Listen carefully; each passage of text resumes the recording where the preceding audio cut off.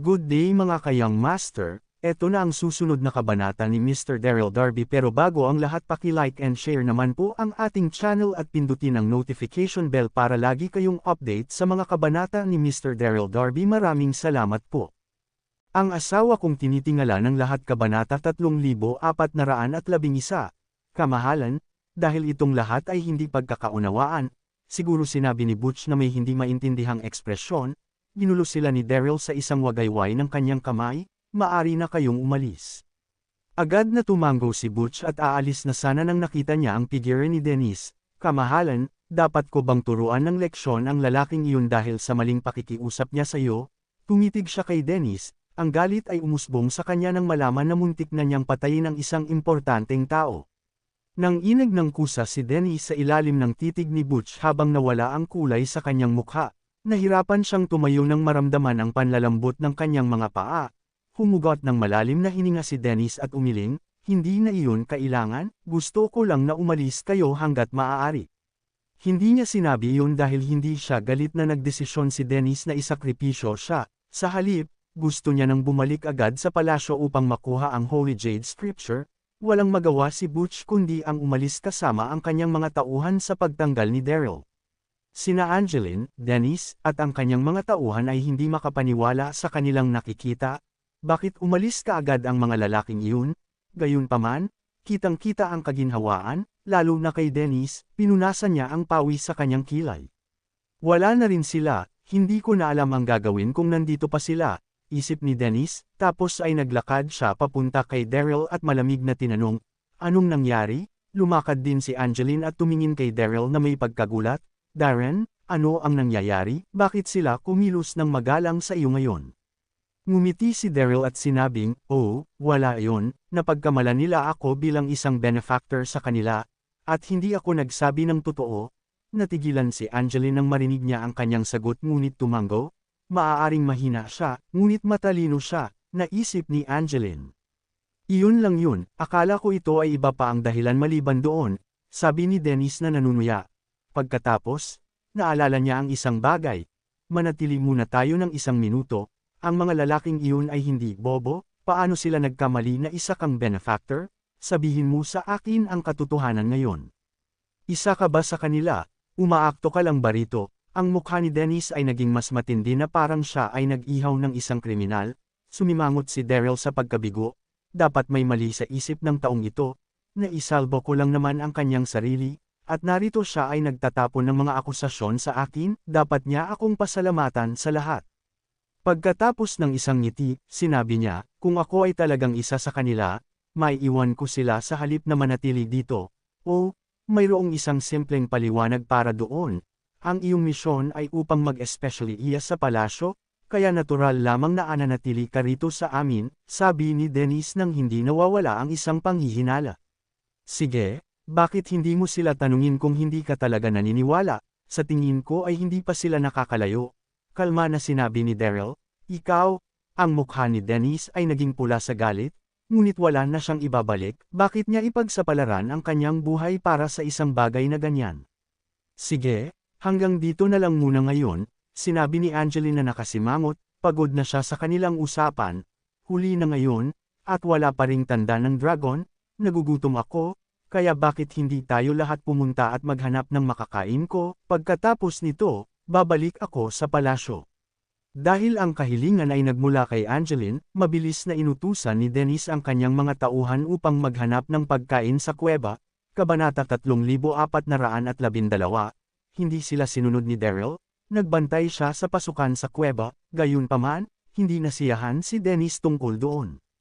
Natagpuan niya ang presensya ni Daryl na inis sa kanya. Hoy, hindi mo ba narinig si Princess Angeline na nagugutom siya? Sige na, mayroon kang sapat na mga tauhan para roon.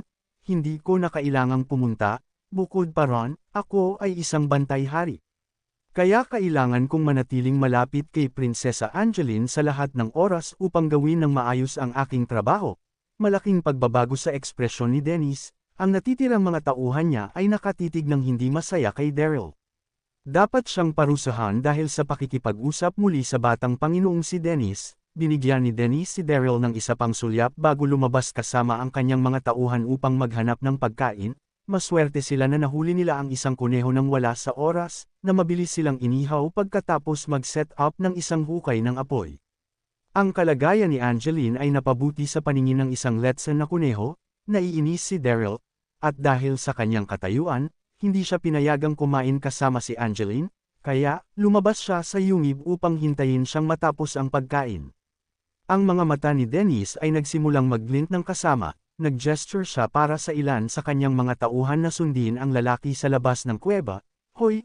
Sumigaw si Dennis nang humakbang siya sa labas, tumalikod si Daryl at malamig na tumingin kay Dennis. Anong gusto mo? Mahinahon niyang tinanong siya kahit nakilala niya si Dennis at ang kanyang mga tauhan ay naghahanap ng problema. Oh, wala, sabi ni Dennis ng buong pagmamalaki, sobrang yabang mo para sa isang bantay lamang ng hari. Hindi ko nais na gumawa ng anuman sa iyo sa harap ni Prinsesa Angeline, ngunit hindi nangangahulugang pinatawad na kita.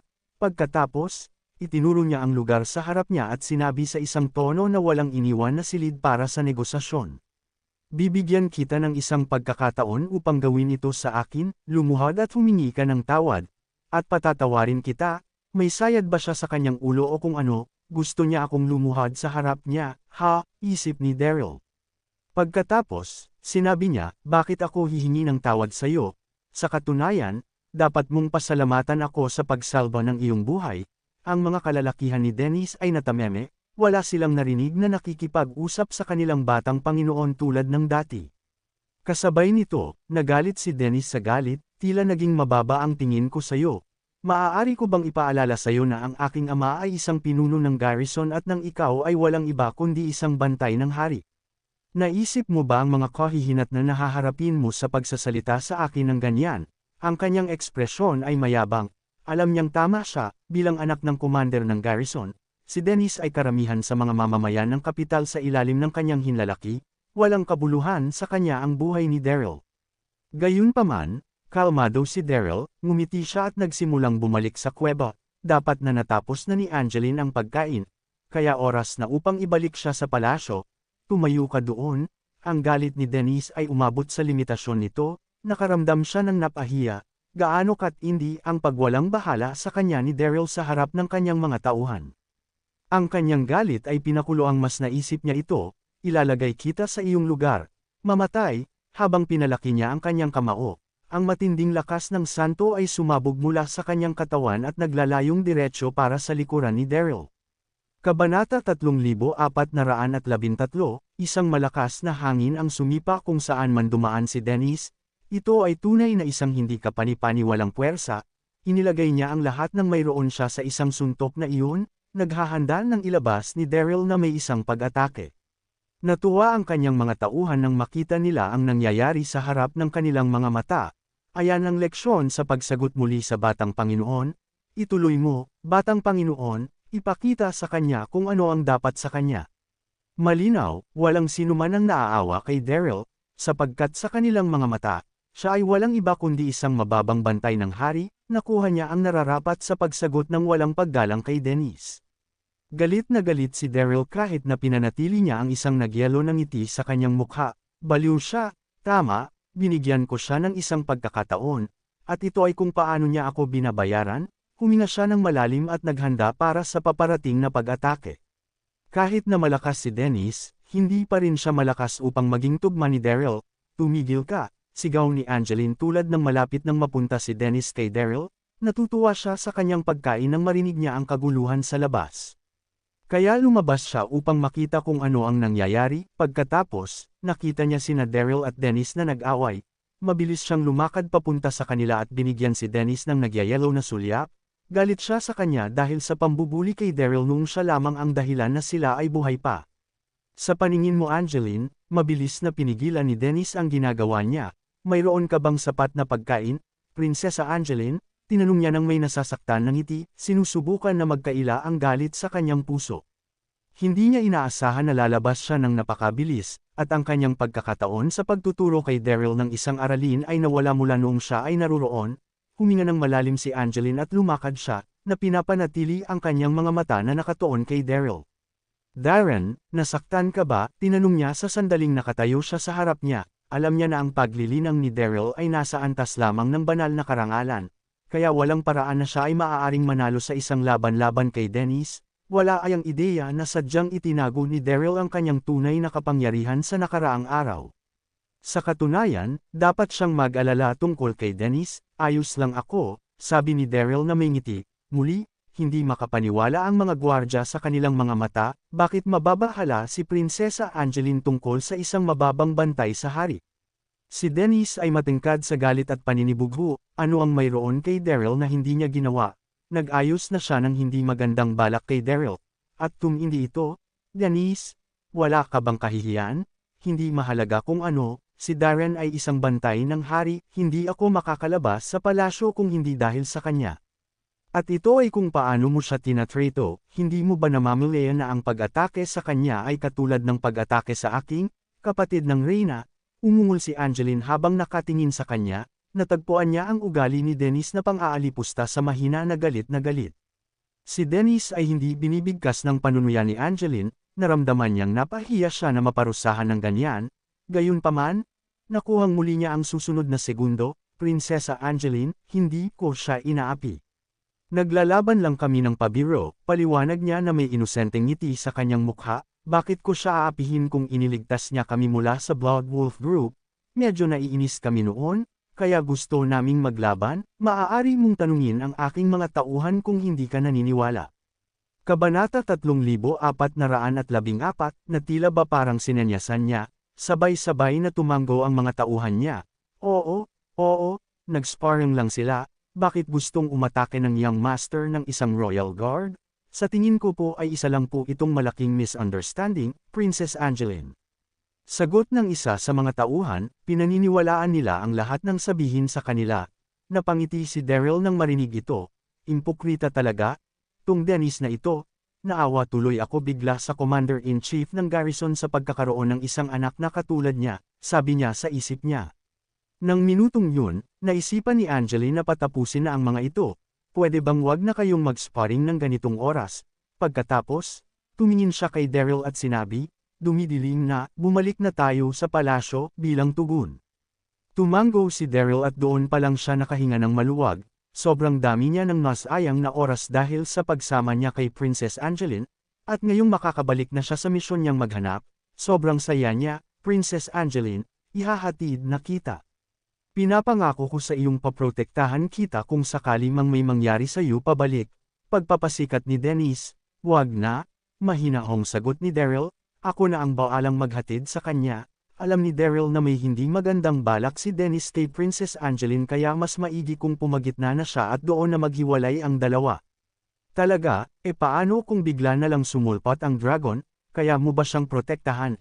Ano sa tingin mo? Pasinghal na sagot ni Dennis, di isasama namin sila, sa tingin ko magiging ligtas din kami kapag nangyari yun, sabat ni Angeline. Hindi man sila ganun kalayo sa syudad, hindi pa rin sila ganun kapamilyar sa lugar na ito. Ngumiti na lang si Daryl at hindi na sumagot pa. Pagkatapos, tuluyan na nga silang umalis sa kuweba at bumaba ng bundok. Hindi nagtagal, bigla silang napahinto nang marinig ang isang malakas na dagandong at paglingon nila ay laking gulat nila nang makita nila ang isang higanting nilalang na lumilipad papunta sa kanila. Ang nilalang na ito ay napapalibutan ng itim na kaliskis na tinatakpan ng buong katawan at ang sobrang pulang mga mata nito ito ang higanting pinasuko ni Daryl noon. Naghahanap ang nilalang ng pugad ngunit may nakakita sa kanya kaya nagpasya siyang maghanap na lang ng ibang lugar. Nagpalipad-lipad lamang siya hanggang sa naramdaman niya ang presensya ni Daryl kaya sinilip niya. Sina Angeline, Dennis at ang mga tauhan nito ay nanginginig sa sobrang takot nang makita ang dragon. Totoo nga ang chismis. Napatulala na lang silang lahat sa dragon at halos malaglag na ang kanilang mga panga sa sobrang pagkagulat, tanging si Daryl lang ang kalmado sa kanilang lahat. Hindi nagtagal, tuluyan na nang lumapag ang dragon sa lupa at naglakad papunta kay Daryl. Bawat hakbang ng dragon ay sinasabayan ng kalabog na bukod sa nakakabasag ng eardrums ay para bang nakararanas din sila ng lindol. Master, magalang na bati ng dragon, anong ginagawa mo dito? Mahabang kwento. Sagot ni Daryl na may mapait na ngiti, walang nakakaalam sa kanilang pag-uusap dahil ginamit ni Daryl ang beast timing loop para makipag-usap sa dragon. Samantala, si Dennis ay sobrang namutla at iba pa nitong mga kasama ay nanginginig na sa sobrang takot habang nakatitig sa dragon. Pang-asar na tumingin si Daryl kay Dennis at sinabi, Young Master Dennis, Akala ko ba paprotektahan mo si Princess Angeline kung sakali mang may labas na dragon? Huwag mong sabihin sa akin na hindi ka marunong manindigan sa mga sinasabi mo. Kabanata 3415. Ang mukha ni Dennis ay naging singpula ng kamatis, sinakal niya ang kanyang leeg at sinabi sa nanginginig na tinig. Siyempre hindi, gayunpaman, ang kanyang noo ay lubos na natatakpan sa pawis, samantala, ang bahagyang figure ni Angeline ay nanginginig din, at ang kanyang katanji tanging mukha ay namutla, ang kanyang nakaraang pag-asang makita ang isang dragon ay napalitan ng pagkabigla at takot. Ano ang dapat nating gawin, Dennis? Tinanong niya habang hinahawakan niya ang kanyang mga manggas. Ang isip ni Dennis ay blanko sa gulat, hindi ko alam, tumawa si Daryl sa kanyang sarili, batang Panginoong Dennis. Narinig ko na lahat ng mga dragon ay masama, mahirap para sa ating lahat na lumabas sa buhay na ito ngayon na nakita na natin ito. Bakit hindi mo at ang iyong mga kalalakihan ay sinisikap na pigilan siya habang dinadala ko sa kaligtasan ng Prinsesang Angeline? Halos tumalon si Dennis nang marinig niya iyon, panatilihin ang dragon, nagbibiro yata siya, hindi mahalaga kung gaano kalakas ang aking mga tauhan, hindi sila makakaligtas sa isang labanan laban sa isang dragon, takbo, para sa buhay niyo. Sigaw ni Dennis at binaril ang bundok tulad ng isang kuneho, na may 10 ng kanyang mga tauhan na mabilis na sumunod sa kanya, napagpasyahan niya na ang kanyang buhay ay mas mahalaga kaysa sa kaligtasan ni Angeline, sa wakas, kumurap sila sa pangitain ni Daryl at Angeline. Ikaw, binato ni Angeline ang kanyang mga paa sa lupa, hindi niya inaasahan si Dennis, na nanumpal na protektahan siya, ay iiwan siya ng ganoon. Nakikita mo, Prinsesa Angeline, malalaman mo lamang kung sino ang dapat mong pagkatiwalaan sa mga pinakakritikal na oras, sabi ni Daryl na may banayad ng ngiti. Darren, sinasabi mo ngayon, sa lahat ng oras, naisip ni Angeline, hindi alam kung tumatawa o umiiyak. Ano ang dapat nating gawin? Kakainin tayo ng dragon? Tinanong niya habang ang pag-sneak ng mga sulyap sa dragon na may mga nakapanik na mata. Dahil malapit nang umiyak si Angeline, malumanay na sinabi ni Daryl, huwag kang mag-alala. Pagkatapos ay kumaway siya sa dragon at sinabing, kami ay dumaraan lamang, wala kaming balak na magkasala, mangyaring umalis kami. Inaktibo niya ang hayop na timing loop upang mag-order ng dragon na umalis. Guro, sinabi ng dragon nang natanggap niya ang utos, aalis na ako noon. Inilabas niya ang kanyang mga pakpak at lumipad ng 1,000 milya pataas ng hangin, nawala siya mula sa pangitain ni Daryl at Angeline sa isang sulyap ng isang mata. Ang isip ni Angeline ay nagboss sa pagiging hindi totoo ng lahat. Bakit hindi sila sinalakay ng dragon? Nakipag-usap ba talaga si Darren sa dragon? Tumagal ng 10 segundo upang bumalik sa kanyang katinoan. Darren, nakipag-usap ka ba sa dragon ngayon? At naintindihan ka nito? Tinanong niya siya ng isang mukha na puno ng pegas isa. Tumango si Daryl, oo, alam ko ang kaunting wika ng hayop. Walang paraan na sasabihin niya sa kanya ang tungkol sa kung paano niya sinakop ang dragon. Ang mga mata ni Angeline ay nagliliyab, at ang kanyang mga pananaw sa maharlikang bantay sa harap niya ay nagbago para sa mas mahusay. Pagkatapos nito, nagpatuloy sila sa pagpunta sa kapital. Kasabay nito, patuloy na tinanong ni Angeline si Daryl tungkol sa wika ng hayop. Walang pagpipilian si Daryl kundi ang magkaroon ng ilang mga kasinungalingan sa lugar. Binawi pa niya si Angeline sa ilang mga kagiliw-giliw na mga kwento tungkol sa Siyam na mainland. Di nagtagal nakarating sila sa palasyo, ganap na binago ni Angeline ang kanyang saloobin sa kanya. Darren, marami kang alam. Bakit hindi ka manatili sa akin ngayong gabi at sabihin mo sa akin ang higit pa? Tanong niya habang hinuhubaran ang kanyang mga braso. Nabigla si Daryl, masigasig niyang inalog ang kanyang ulo at sinabi, natatakot ako na hindi ko magawa iyon. Kabanata 3416, hindi niya alam kung matatawa ba siya o maiiyak sa sitwasyon niya ngayon. Masyadong makasarili ang Angeline na ito, masyado nang late kaya natural lang na bumalik na ito sa kanyang kwarto. Sa bagay, magiging imposible para sa kahit na sinong Royal Guard na manatili sa loob ng kwarto nito. Malalim na ang gabi, saka na ako magkukwento sa iyo. Sa bagay, masyado nang delikado ang pinasok ko ng itakas kita sa palasyo ngayong araw. Nagpapasensya niyang paliwanag kay Angeline, agad na bumagsak ang mukha ni Angeline nang marinig niya iyon pero mabilis pa rin siyang tumango at sumang-ayon dito. Bumalik na si Daryl sa kanyang kwarto nang makapagpaalam ito kay Angeline, agad niyang nakita ang isang tagapaglingkod na naghihintay doon nang malapit na siya sa kanyang kwarto.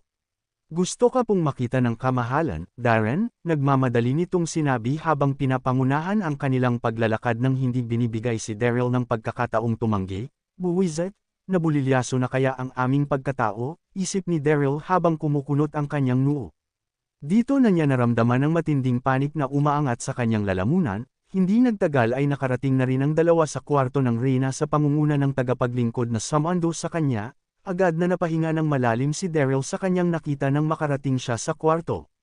Dito na niya nakitang nakaupo ang Reyna kasama ang ilang mga tagapaglingkod sa kanyang likuran, masyadong naging awkward at patay ang hangin sa paligid ng kwarto. Darren, tawag ng Reyna sa kanya habang ipinapakita ang walang emosyon nitong mukha nang makita siya nito. Masyadong epektibo ang pil na binigay mo sa akin, mayroon ka pa ba nito? Bigyan mo ako ng isa pa, hinding-hindi matatanggihan ng kahit na sino ang tono ng kanyang boses kahit na naging magaan itong pakinggan. Matindi ang mga sugat na tinamo ng Reyna noong makipaglaban ito kay Vernon at sa mga tauhan nito kaya natural lang na mga ilangan ito ng higit sa isa pang pil para tuluyang gumaling. O, para lang pala iyon sa pil. Isip ni Daryl habang mabilis na nagre-relax sa kanyang sarili, dito na siya napakamot sa kanyang ulo habang sinasabi na. Pero isa lang po ang heart-tempering pill na dala ko, kamahalan, pero pupwede ko naman po kayong gawa ng isa ngayon kung gusto po ninyo. Natigilan dito ang Reyna, agad na napuno ng confusion ang maganda nitong mukha. Sinasabi mo ba na kaya mong gawin ang pill na ito? Walang kahit na anong kaalaman ang kahit na sino sa Roland Continent pagdating sa paggawa ng isang pill. Opo, tango ni Daryl bago siya ngumiti sa mga tagapaglingkod habang sinasabi na, kung okay lang po sa inyo. Maaari niyo po ba akong bigyan ng ilang mga sangkap na kakailanganin ko? Kailangan ko ng kaunting lumbricus, yellow palm. Sa loob ng ilang sandali ay nagawang ilista ni Daryl ang lahat ng mga ingredients na kanyang kinakailangan. Pero hindi gumagalaw na tumayo lang doon ang mga maid habang nagtatakang tinitingnan ng Reyna. Mayroon sila ng mga sangkap na iyon sa palasyo pero paano naging possible ang paggawa ng isang pil mula sa mga ito? Naging kalmado ang mukha ng Reyna habang ikinakaway ang kanyang kamay at sinasabing, sige na, kahit na naging kalaiba para sa kanya ang ikanikilos ni Daryl, napagdesisyonan pa rin yung magtiwala matapos noong gabing iyon.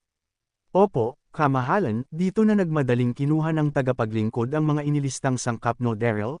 Hindi nagtagal ay nagawa ng inilatag ang mga sangkap sa kanyang harapan, dito na naglabas si Daryl ng isang ceramic na palayok para ilagay sa ibabaw ng apoy. At pagkatapos ay inilagay na niya ang mga sangkap na kanyang hiningi nagpaisa-isa sa palayok, naging sigurado at sukat ang bawat galaw na kanyang ginawa, dito na naging magkahalo ang nararamdaman ng Reyna at ng kanyang mga tagapaglingkod, possible nga kayang makagawa ito ng pil sa pamamagitan ng kanyang ginagawa ngayon. Hindi kailanman umalis kahit isang beses ang kumikislap na mga mata ng Reyna kay Daryl, kahit na marami na itong nakita sa ilalim ng kanyang pamumuno, hindi pa siya nakakakita ng kahit na sinong gumawa nito, sa ilalim ng hindi maalis na tingin ng mga taong nanunood sa kanya. Sinek ni Daryl ng paulit-ulit ang apoy para masiguro na perpekto ang temperature bago niya ilagay ang lahat ng mga sangkap sa palayok, dito na nabalot ng init mula sa apoy ang buong kwarto. Kabanata 3417. Napakabilis na lumipas ng 10 minuto nang biglang mag-vibrate ang palayok na pinaglulutuan ni Daryl, agad na napabuntong hininga sa sobrang gulat ang mga tagapaglingkod habang umaatras ng ilang hakbang paatras.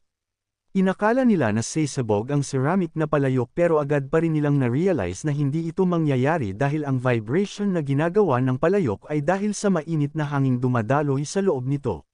Dito nang umiti si Daryl habang binubuksan nito ang takip ng palayok, dito na umabant ang Reyna at ang kanyang mga tagapaglingkod para tingnan ito ng maigi, agad na tumahimik ang buong kwarto sa isang segundo, at pagkatapos ay agad na napabuntong hininga ang mga ito habang nirerespeto at hinahangaan nilang tinitingnan si Daryl.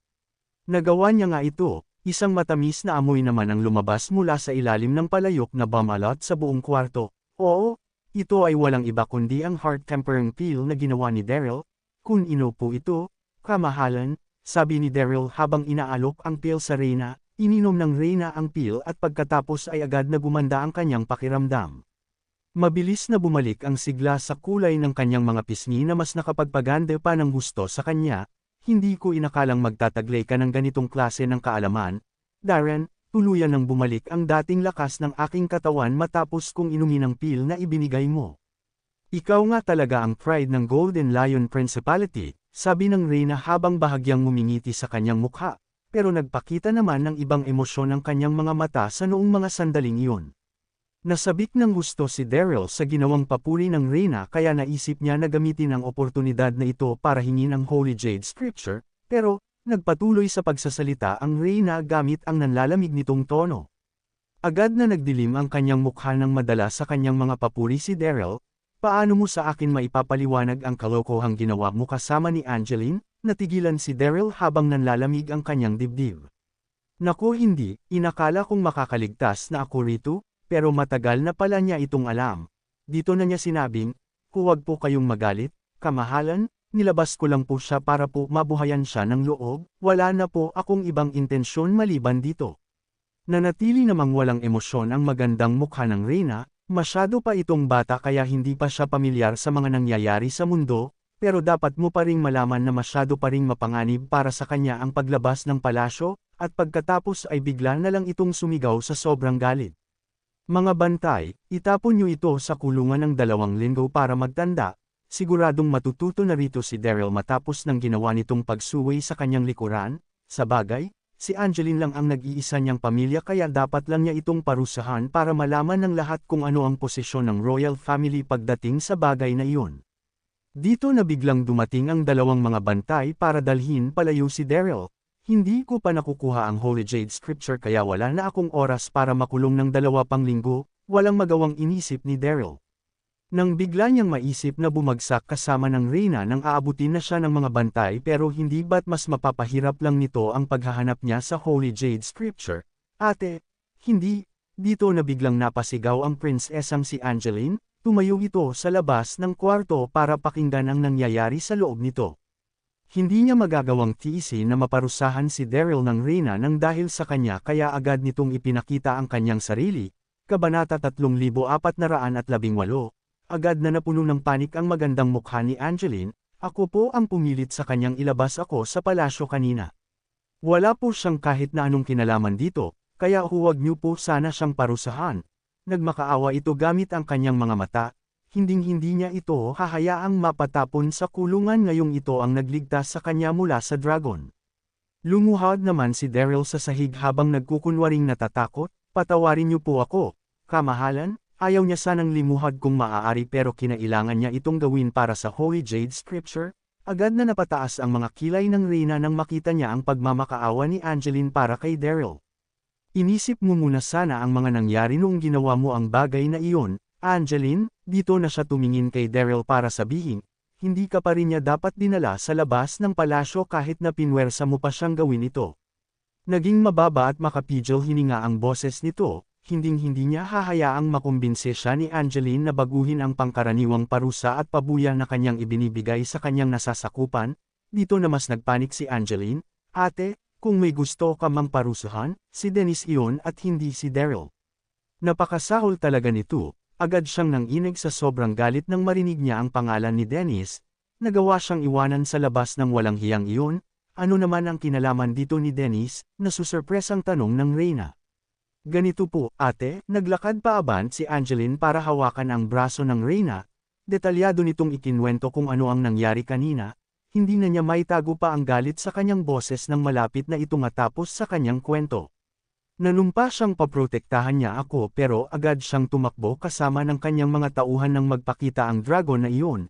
Kaya kaming 2 na lang ni Darren ang naiwan doon. Hindi lo na siguro magagawa pang tumayo sa harapan mo ngayon kung hindi lang alam ni Darren ang lengguwahe ng halimaw na iyon. Dito na biglang nanlamig ang magandang mukha ng Reyna. Sige, naiintindihan ko na ngayon tatanungin ko si Dennis bukas. Dito na siya humarap kay Daryl para sabihin, makakaalis ka na, salamat po, kamahalan, mabilis na isinagot ni Daryl. Nakahinga na rin ito ng maluwag habang nagpapasalamat na tinitingnan si Angeline. Gusto lang namang magsaya ni Angeline nang magawa siya nitong iligtas sa tamang oras, dito na siya nagmamadaling lumabas ng kwarto. Ate, sabi ni Angeline habang hawak-hawak ang braso ng Reyna, masyadong naging mahusay si Daryl sa kanyang trabaho. Nagpakita ito ng hindi mapapantayang tapang ng protektahan niya ako ng buong araw kaya bakit hindi mo na lang siya italaga bilang personal kong bantay. Ahad namang napaharap ang Reyna kay Angeline habang sinasabi na, dapat nga na makatanggap ka ng parusa sa ginawa mong paglabas sa palasyo ng walang palam. Pag-uusapan natin ang tungkol sa pagiging bantay niya sa susunod. Inisip ng Reyna na masasayang ang talento ni Daryl sa sandaling maging bantay ito ni Angeline. Nadidismayang namang bumagsak ang mukha ni Angeline sa mga sandaling iyon, samantala, nakabalik na si Daryl sa kanyang kwarto. Sumama ng gusto ang kanyang mood matapos niyang magsayang ng oras kay Angeline at makatanggap ng sermon sa Reyna. Kaya natagalan siya na makatulog sa kanyang kinahihigaan, kinaumagahan ay maagang nagising si Daryl. Dito na kumatok ang isang tagapaglingkod sa kanyang kwarto habang sinasabi na, pinapatawag ka ng mahal na Reyna sa main hall. Daryl, kaya dapat ka nang magpunta roon ngayon din, at pagkatapos ay agad din itong umalis. Kabanata 3419, hinamot ni Daryl ang kanyang mga mata habang napanghihinaan ng loob, bakit kaya ako pinapapunta roon ng kamahalan ng ganito kaga? Dito na siya nagmamadaling naghilamos bago magpunta sa main hall, agad siyang natigilan nang makarating siya roon, dito na siya nakitang nakaupo ang Reyna sa trono, makikita sa ilalim nitong nakatayo ang mga mayor ng kani-kanilang mga syudad. Hindi lang yun dahil nandito rin ngayon sina Dennis at Angeline, makikitang nakatayo sa harapan ni Dennis ang isang mukhang mabait at middle-aged na lalaki na walang iba kundi ang ama nitong si Marshall Reeves. Ang commander-in-chief ng garrison na ito, pero ang taong kumuha sa atensyon ni Daryl ay ang babaeng nakatayo sa harapan ni Marshall, dinamitan niya ng isang mahaba at kulay fuchsia na gown ang pinagpala niyang katawan kaya siguradong tatanggal sa katinuan.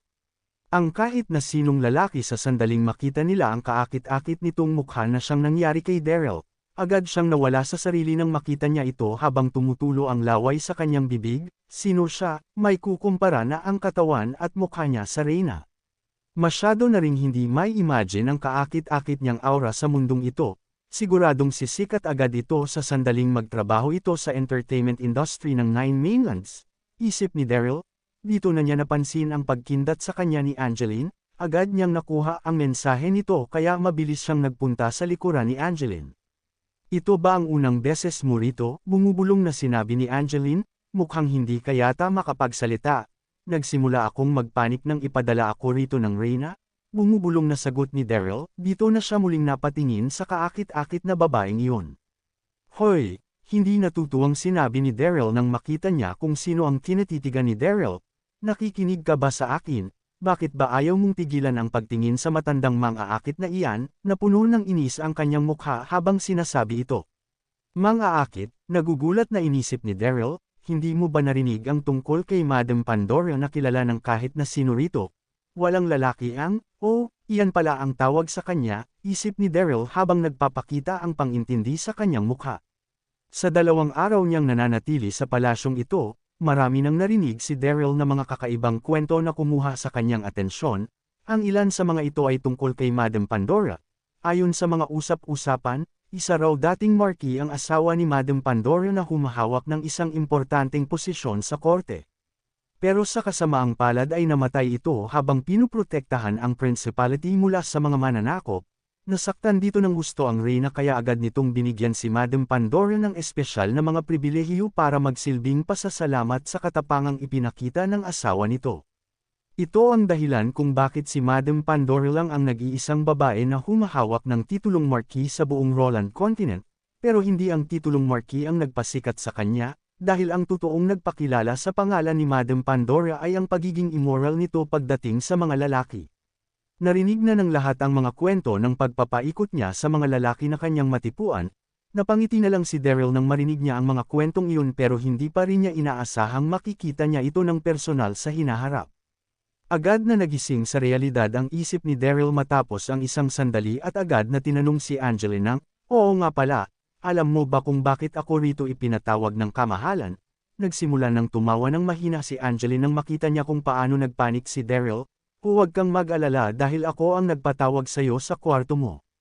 Agad na nakaramdam ng tuwa at frustration sa kanyang narinig si Daryl, si Angeline lang ang nag-iisang tao na may kakayahang gamitin ang pangalan ng kamahalan para magpatawag ng isang tao sa main hall.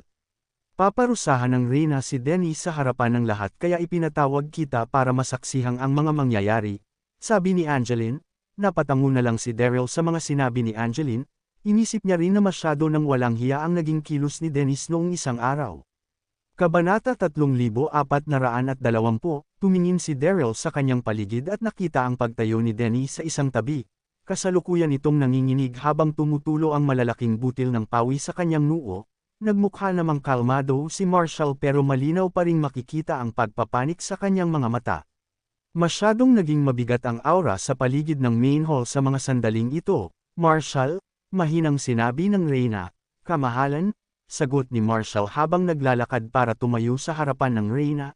Naging maganda ang serbisyong ibinigay mo sa Royal Family bilang Commander-in-Chief ng ating kabisera, kaya walang humpay ang paghangang ipinakita ko sa iyo.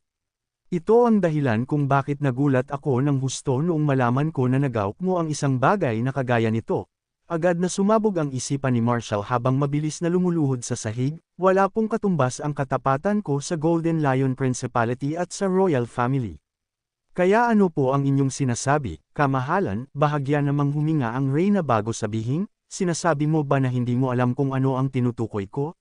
Tanungin mo na lang ang iyong anak kung ganoon. Tanungin mo kung ano ang ginawa niya kahapon, hindi nagpakita ng kahit na anong emosyon ang mula ng Reyna sa mga sandaling ito. Pero agad pa ring makikita ang galit sa kanyang mga mata. Paano itong hindi magagalit ngayong inabandona ni Dennis ang kanyang kapatid sa kritikal na sandali ng buhay nito? Dito na biglang napatingin ang lahat kay Dennis na kasalukuyang namumutla sa mga sandaling iyon. Dito na siya biglang napaluhod habang sinasabi na, huwag po kayong magalit, kamahalan, hindi ko po inabandona si Princess Angeline. Dito na biglang pinutol ni Prinsesa Angeline si Dennis sa kanyang pagsasalita. Ang lakas ng loob mong magsinungaling sa harapan ko ah. Agad kang tumakbo kasama ng iyong mga tauhan nang magpakita ang isang dragon kahapon para hayaan kaming mamatay doon. Siguradong nasa tiyan na kami ngayon ng dragon kung hindi lang kayang makipag-usap ni Daryl sa dragon. Mas tumindi ng tumindi ang galit ni Angeline habang nakikipag-usap siya kay Dennis. Agad na nagbitaw ng kani-kanilang mga insulto kay Dennis ang mga mayor ng iba't ibang lungsod nang marinig nila iyon. Isang kawalang hiyaan ang pag-abandone kay Prinsesa Angeline sa gitna ng importanteng sandali ng kanyang buhay. Oo nga, at siya pa ang anak ng ating Commander-in-Chief, mataas ang naging tingin ko sa kanya noon, pero ngayon, agad na nagbago ang itsura ni Marshall habang nagpapawis ng husto ang kanyang noo, nakaramdam ito ng anak na katulad ni Dennis, samantala, mangiyak-ngiyak na si Dennis nang sabihin yung, hindi niyo po naintindihan ang aking intensyon noong gawin ko iyon kamahalan. Hindi ko po kayo tinatakbuhan, umalis lang po ako para maghanap ng tulong, natatakot nitong sinabi habang tumutulo ang luha sa kanyang mga mata. Inakala niya nakakainin ng dragon sina Daryl at Angeline kaya walang kahit na sino ang makakapag-ugnay sa kanya sa pangyayaring iyon, pero hindi niya inasahang makakaligtas ang mga ito para sabihin sa Reyna ang buong pangyayari.